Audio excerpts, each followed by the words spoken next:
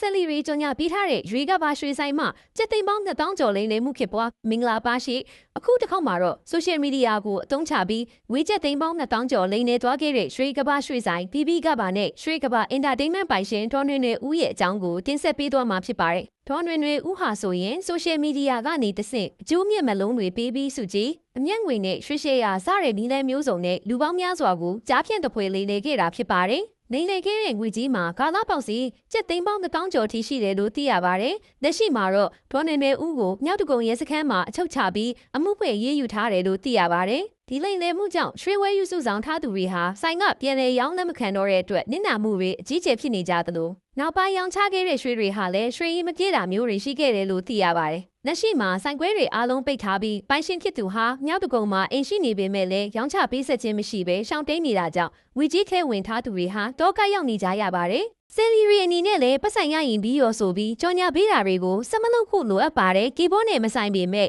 နောက်ထပ်ယူသားတဲ့လူတွေခက်မှန်အနေမခံရအောင်ဒီသတင်းကိုဝင်းညပေးလိုက်ရတာဖြစ်ပါတယ်